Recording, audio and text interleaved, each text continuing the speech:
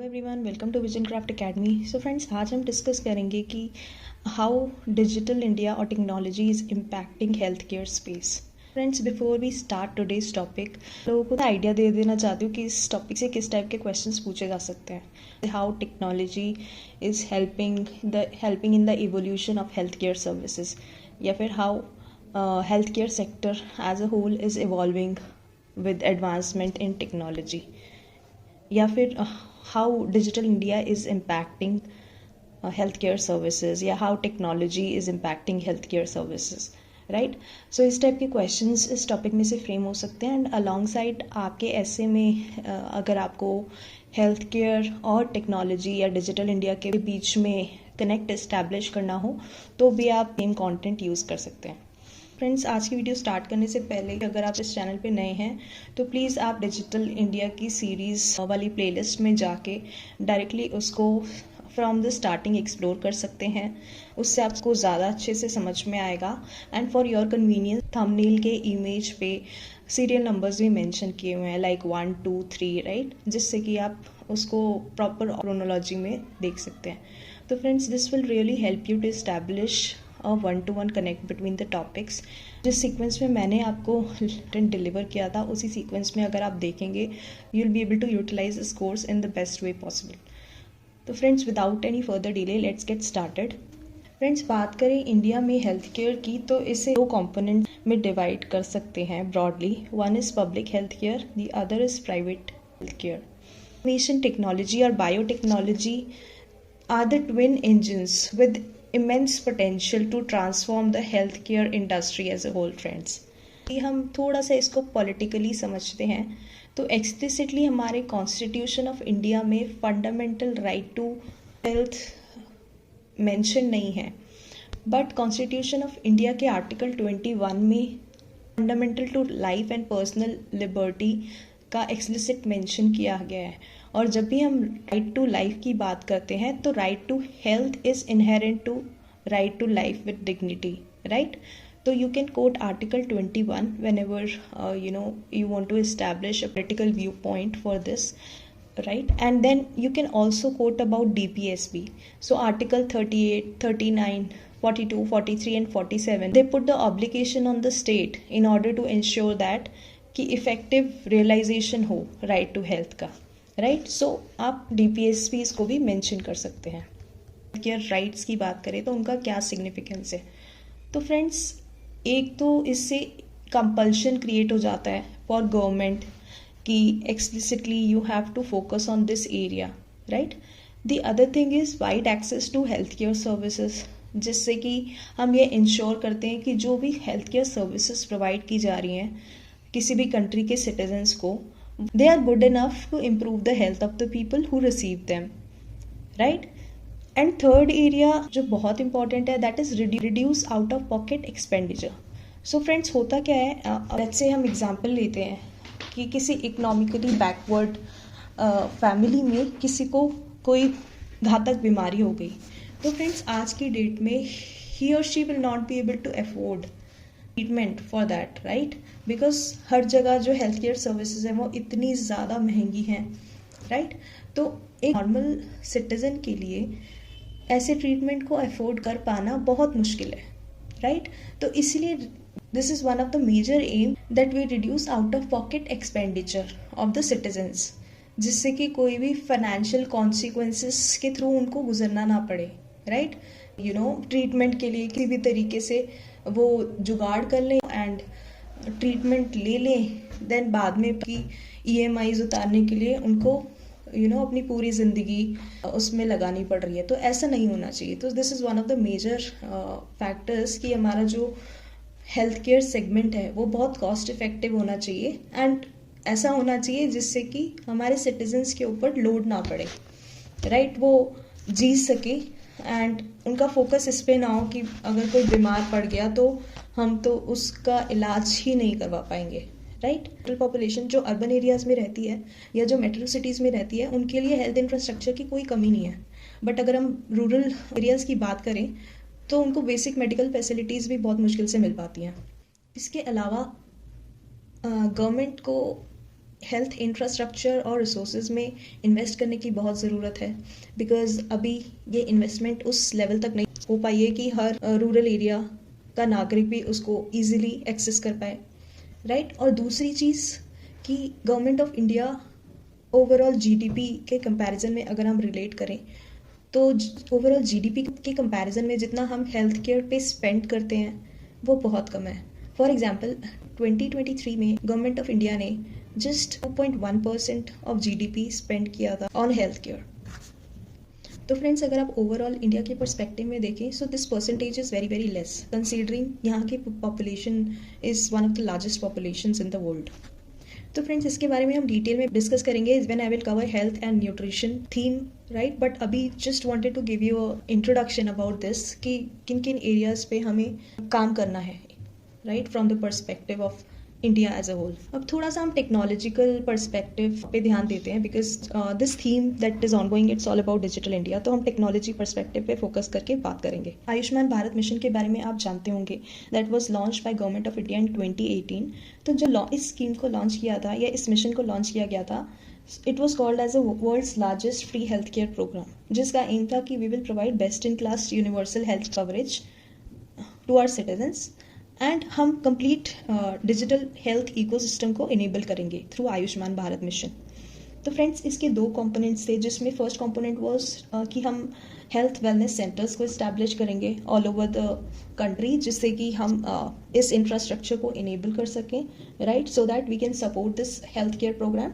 And second was PM Jan Arogya योजना, which aims to deliver 5 lakh of medical expenditure for each and every family residing in India per year. तो friends, इसमें ना when we talk about Ayushman Bharat digital ecosystem of enhancing health sector, of transforming health sector, we come across a term called UHI. UHI is nothing but Unified Health Interface, a interface under Ayushman Bharat digital mission. So for example, जैसे कि हम UPI use करते हैं, right, जैसे UPI के through payment revolution आया था, वैसे ही UHI के through we are trying to bring health care revolution in India. So this has been a legendary initiative in Indian history, friends. This is one of the game changing initiatives जो कि हमारी government of India ने launch किया है। अब how it is game changing initiative, let's talk about that. So friends, इसके लिए हम थोड़ा सा हिस्ट्री को ध्यान में रखते हुए बात करेंगे कि अभी तक हमारी दादाजी के ज़माने से या हमारे पेरेंट्स के ज़माने से अब तक क्या होता आ रहा था कि देवर हैंड रिटन प्रिस्क्रिप्शंस। हम किसी भी डॉक्टर के पास जाते थे, वो हमें अपने नोट पैड पे हैंड रिटन प्रिस्क्रिप्शंस देते थे कि ये दवाई आपको खानी है। Then we go to pharmacy में हम मेडिसिन खरीदते थे and then we use to intake those medicine and we get well, right. So this was a process that we have been following since long. Imagine करिए किसी को बहुत major health disease है, बहुत मेजर हेल्थ इशू है, right. तो उस case में क्या होता था कि there were lot of reports, right, lot of tests that were conducted. तो उन टेस्ट्स के अलग रिपोर्ट्स, देन CT स्कैन कराया किसी ने, या किसी ने एक्सरे कराया है, राइट, किसी ने एंजियोग्राफी कराई है, and there are so many medical tests, right. So for each and every test they use to have a separate report, right, and they use to have bills, they use to have insurance receipts. Even आज तक ये format ही use हो रहा है in most of the people's cases जिनको इतनी awareness नहीं है। बात करते हैं कि there were so many constraints and issues, like मैंने बताया कि there are so many documents जो कि फाइल में इकट्ठे हो जाते थे एंड ये बहुत मेसी प्रोसीजर हो जाता था, it becomes very messy to handle. तो अब इमेजिन करिए कि इसमें से सपोज आपकी कोई एक आधी रिपोर्ट मिस हो गई। Just imagine if you lose these files unless you went, अब सपोज आप हाईटेक हॉस्पिटल में नहीं गए हैं। अगर आप हाईटेक में गए हैं तो अगर आपने कोई रिपोर्ट मिस भी कर दी, you can go back and they will have that report in their database and आप वहाँ से उनको रिक्वेस्ट करके ले सकते हैं, right. But let's consider this situation for a person who is not very rich and he went to a normal hospital, बहुत economic hospital में। तो ये जो फाइल्स थी, जो उसमें से एक दो रिपोर्ट्स जो उनकी मिस हो गई, अब वो हॉस्पिटल भी इतना हाईटेक नहीं है कि आपको वहाँ पे जाके वो रिपोर्ट्स मिल जाएंगी, राइट। तो इन केसेस में अब वो बेचारा क्या करेगा? वो बेचारा अब दोबारा से टेस्ट कराएगा, फिर दोबारा से रिपोर्ट जनरेट होगी। इस प्रोसेस में टाइम लगेगा। अब सपोज जो पेशेंट है, राइट, उसकी तबीयत बहुत ख़राब है, तो उस केस में क्या होगा, ये this will be one cycle repetition, जिसकी वजह से उसका बहुत टाइम वेस्ट हो सकता है। गॉड फॉरबिड अगर वो सिचुएशन बहुत ज़्यादा क्रिटिकल हुई, then it can even lead to death of that particular person. तो जस्ट इमेजिन कि how critical this becomes now, right? So these files or these reports are very difficult to retrieve in such situations and they are lost forever. So next time आप suppose doctor के पास जाते हो तो आपके पास कोई history नहीं है medicine की या प्रॉब्लम की, बिकॉज आपसे वो चीज़ें मिस हो गई हैं, right? So this is one of the situation that you can imagine.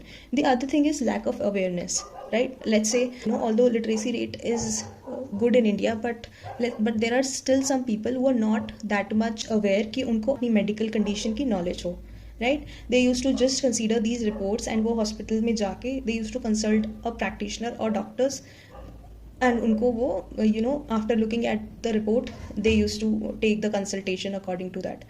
They are not able to even explain कि उनको actual में problem क्या है, right? I'm not talking about the person who is very learned and उनको सब कुछ पता होता है. I'm talking about a person who is let's say a very old man and उनको अपनी बीमारी के बारे में ही नहीं पता है. बहुत सारी situations में ऐसा होता है.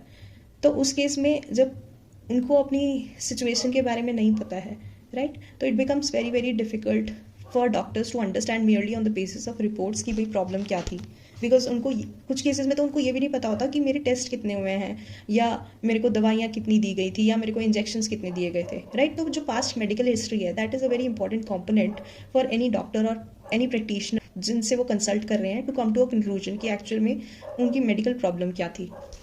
तो this is a second situation. Third is ability to get medical history during an emergency. Let's say there's some situation of emergency, let's say in case of an accident situation में क्या होता है, there's no way for a doctor to know that the patient जिनका accident हुआ है उनकी कोई medical history तो नहीं है. Like for example is he diabetic, उनका ब्लड ग्रुप क्या है, उनको कोई स्पेसिफिक दवाई से एलर्जी तो नहीं है, या किसी ड्रग से एलर्जी तो नहीं है, या is there a salt in the drugs which he sensitive to. तो इस टाइप की इन्फॉर्मेशन की उनको कोई नॉलेज नहीं होती. तो इस केस में वो क्या करते हैं, they talk to their family members and friends, उनको कॉल करते हैं, उनसे बात करते हैं एंड उनसे पता करते हैं about the medical history of that person. तो इस केस में ये डिफ़ॉल्ट प्रोसेस होता है that they use to take care. But इस केस में क्या होता है, डायग्नोसिस टाइम इंक्रीज हो जाता है, एंड इस केस में भी अगर टाइम इतना ज़्यादा लग जाएगा इन चीज़ों को पता करने में एंड कंक्लूजन पे ना आने में, तो फिर it increases the chances of death, right? So similarly let's say if there is an old man, जब तक उनके रिलेटिव्स आके डॉक्टर को एग्जैक्ट सिचुएशन बताएंगे उनकी मेडिकल हिस्ट्री की, it could be too late, right?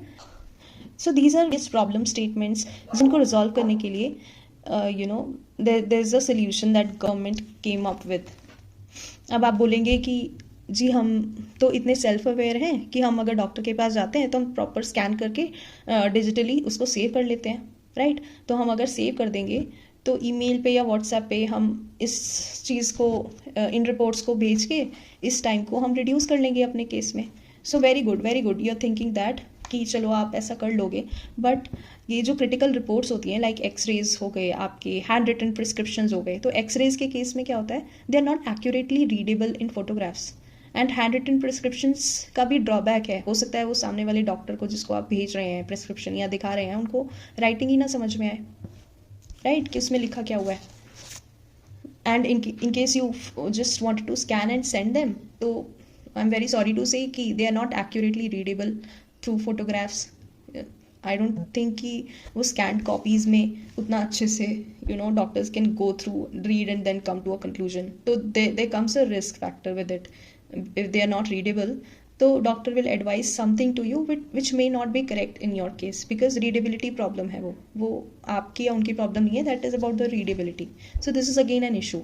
Then one of the issue can be language barrier. Let's say if I am comfortable in one language and the doctor whom I am consulting to is not aware of that language, तो इस type के language barriers भी होते हैं, right? So ये जो different problem statements हैं, that's when UHI comes as a game changer, unified health care interface, right?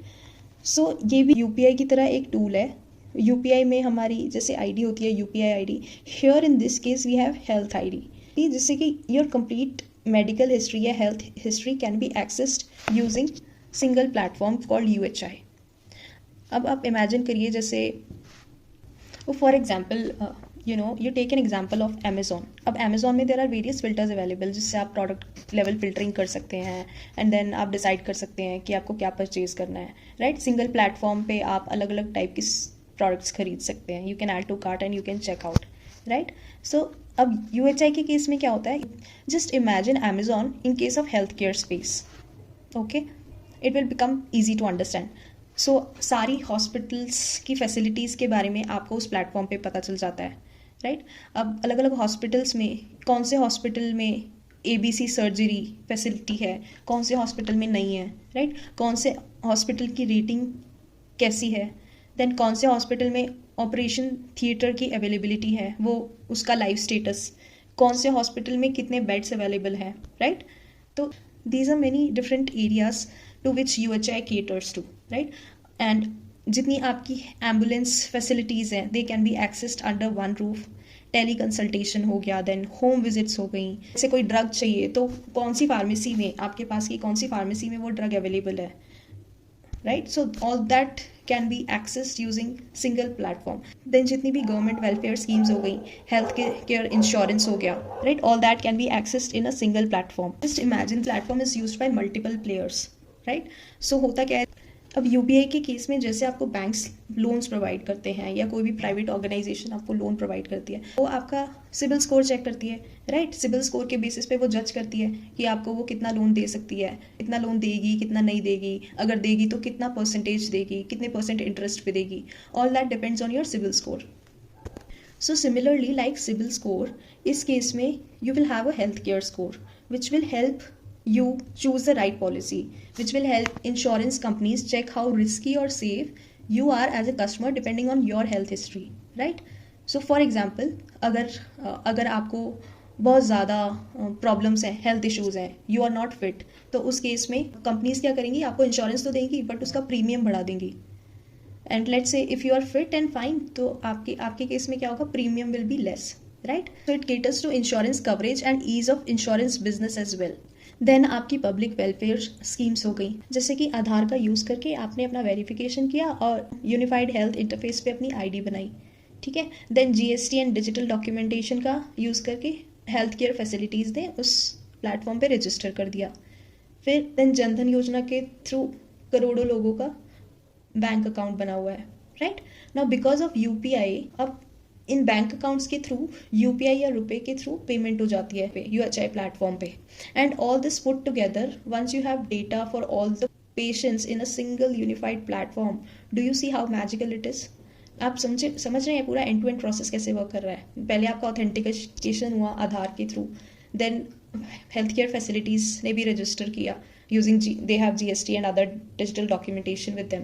Then Jan Dhan योजना के तहत बहुत सारे लोगों का अब बैंक अकाउंट खुल चुका है.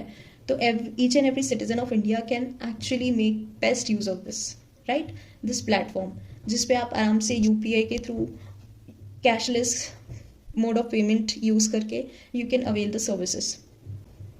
सो this is a game changer magical solution introduced in India. अब इसके पॉजिटिव एस्पेक्ट्स भी सोचिए कितने सारे होंगे. In future you just think of something, you will be able to do that using this platform. How magical this is. Just imagine कल को government ने कोई super effective public welfare scheme announce करनी है, तो वो क्या करेंगे, UHI डेटाबेस का यूज़ करेंगे. And let's say for example, according to data हमें पता लगा कि एक एरिया में, लेट्स से एरिया 1 में 10,000 TB के पेशेंट्स हैं, एरिया 2 में 5,000 TB के पेशेंट्स हैं.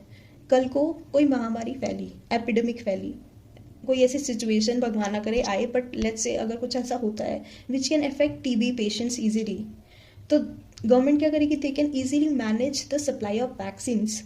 इस तरीके से वो सप्लाई करेगी कि एरिया 1 जहाँ पे 10,000 TB के पेशेंट्स हैं, they get more vaccines and area 2 get less vaccines. तो वो सप्लाई को कंट्रोल कर सकते हैं वैक्सीनेशन की. और क्या कर सकते हैं, they can enable push notifications to specific group of people, targeted audience को वो पुश नोटिफिकेशंस भेज सकते हैं, ये आप वैक्सीन लेने आ जाइए, या हम आपको वैक्सीन प्रोवाइड कर रहे हैं थ्रू XYZ मीन्स. या फिर लेट्स से अगर वो लेने आते हैं, भी वो स्पेसिफिक पीपल वैक्सीन्स लेने आ रहे हैं, वहाँ पे let's say there are some health care professionals जो कि उनको ईजिली हेल्प कर सकते हैं using their health ID.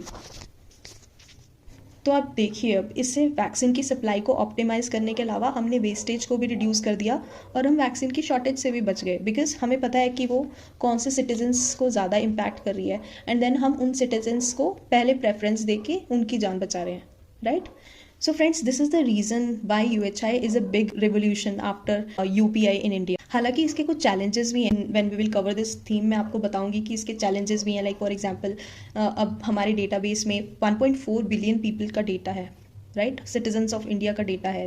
So just imagine a database which has 1.4 billion people's data.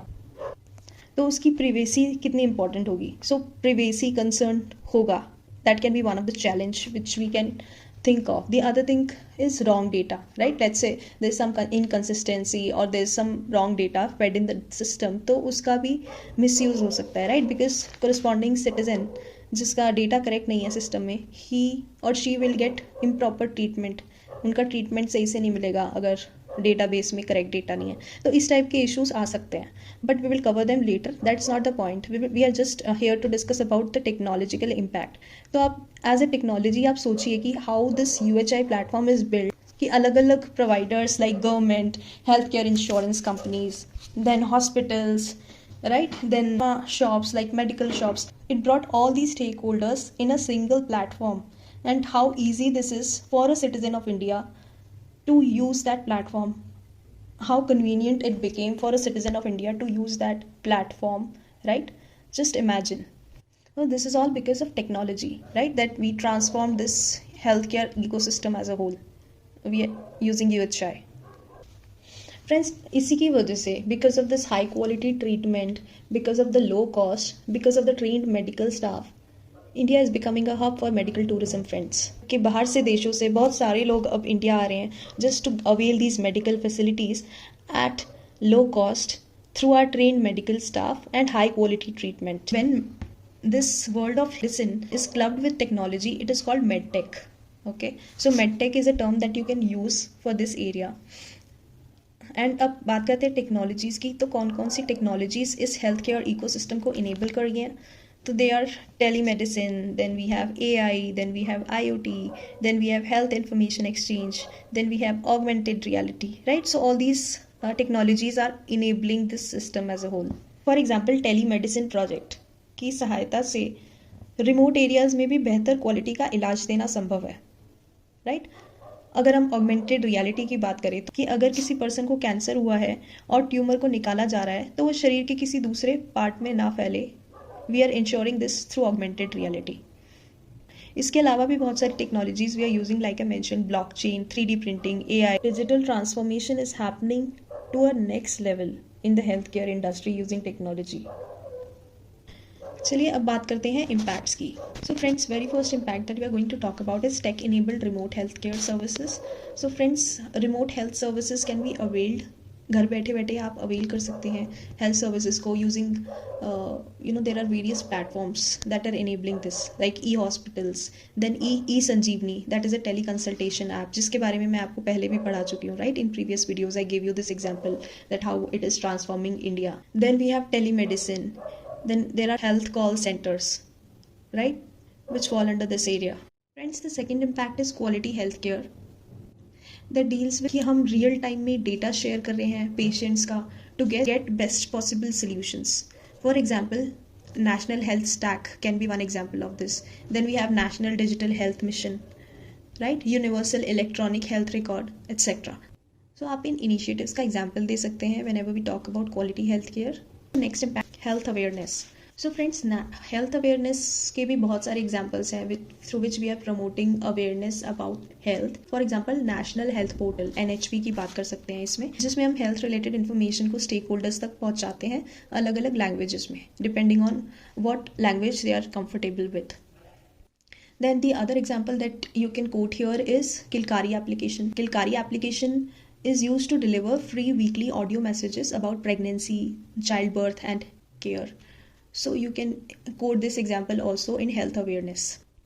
Then हम next impact की बात करते हैं. Next impact is health and disease surveillance. So in health and disease surveillance भी आप अलग अलग प्लेटफॉर्म्स को कोड कर सकते हो, राइट, लाइक कोविन. सो कोविड के समय में हम वैक्सीन ट्रैकिंग के लिए कोविन का इस्तेमाल कर रहे थे, आप उसको कोड कर सकते हैं. देन आप इंद्रधनुष को भी यहाँ पे कोट कर सकते हैं. That is MCTS. It is a mother and child tracking system called MCTS. Then there is another example called IDSP, which is Integrated Disease Surveillance Program.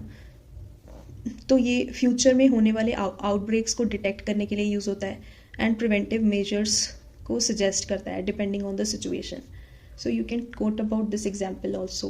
Then आप नेक्शा नाम के प्लेटफॉर्म को भी यहाँ पे कोट कर सकते हैं, जो ट्यूबरकुलोसिस के केसेस को कैप्चर करने के लिए इस्तेमाल किया जाता है. अब नेक्स्ट इम्पैक्ट की बात करते हैं, that is low cost diagnostic devices. So friends, these are devices जो कि हमारे स्मार्टफोन्स के साथ कनेक्ट करके ईजिली यूज़ किए जा सकते हैं. So they work with smartphones. For example, IIT Guwahati ने एक मोबाइल ऐप नाम का एक डिवाइस लॉन्च किया था which can be operated through Android app. तो जिसमें 25 पैरामीटर्स के बेसिस पे हम ब्लड का टेस्ट करते हैं and chronic diseases related to kidney, liver, heart, pancreas can be detected using mobile app platform. तो friends, this is easy to use and affordable. So जितने भी लो कॉस्ट डायग्नोस्टिक सर्विसेज हैं, mostly they are easy to use. You can connect them with your smartphones and then you can use it. So they are affordable as well. Friends, अब हम बात करते हैं digital health insurance की.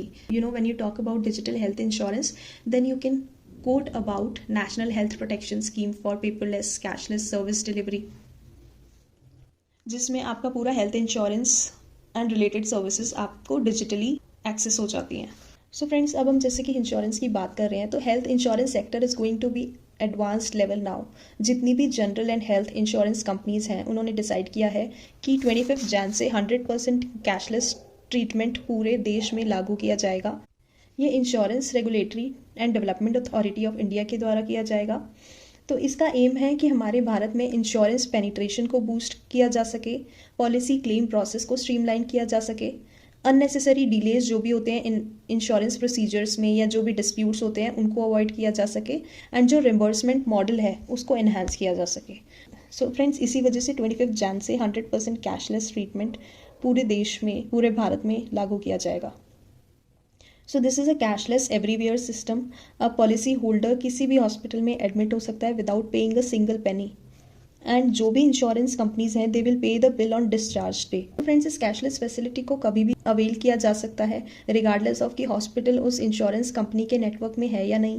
पहले क्या होता था, जिस भी हॉस्पिटल ने इंश्योरेंस कंपनी के साथ टाई अप कर रखा होता था, तभी आप उन हॉस्पिटल्स में उस रिलेटेड इंश्योरेंस पॉलिसी को अवेल कर सकते थे. इस इनिशिएटिव के द्वारा ये भी प्रॉब्लम सॉल्व की जा रही है, जिससे कि कैशलेस फैसिलिटी को कभी भी अवेल किया जा सकता है रिगार्डलेस ऑफ वो वाला हॉस्पिटल इंश्योरेंस कंपनी के नेटवर्क में है या नहीं. कस्टमर पहले क्या करता था, अपनी जेब से पैसा देता था, बाद में रिम्बर्समेंट कराना पड़ता था.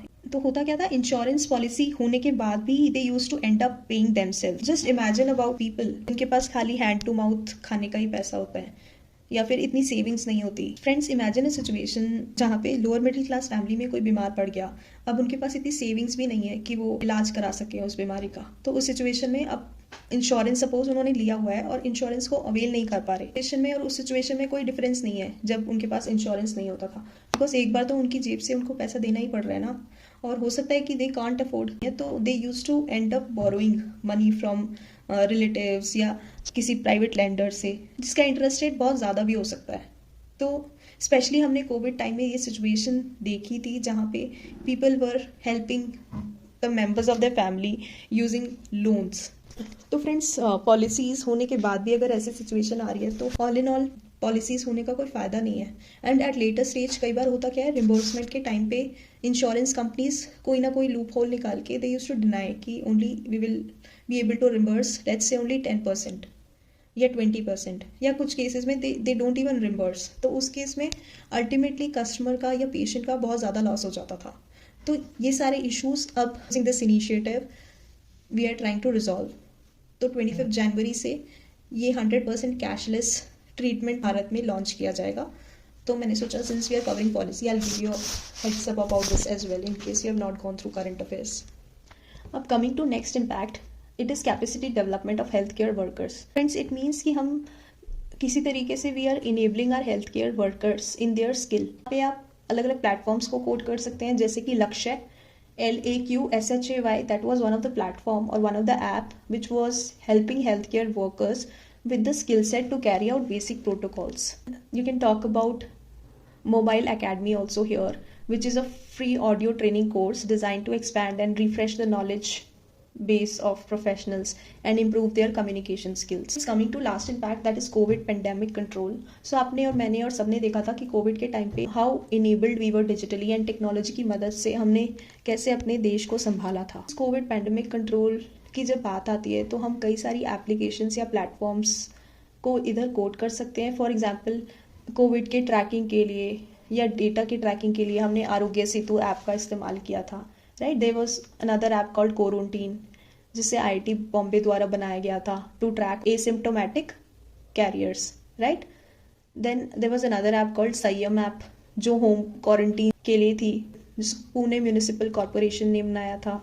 इसके अलावा AI इनेबल्ड माई गवर्नमेंट के कोरोना हेल्प डेस्क की भी बात कर सकते हैं. देन हम सहयोग की भी बात कर सकते हैं, which is a platform for helping community workers to carry out door-to-door surveys, contact tracing, deliveries of essential items, public awareness, etc. We can talk about all these platforms when it comes to COVID pandemic control. How these platforms using technology helped us in that bad phase. So friends, जब भी हम technology की बात करेंगे health care services में, we can talk about different impacts जिसको हमने आज डिस्कस किया डिटेल में.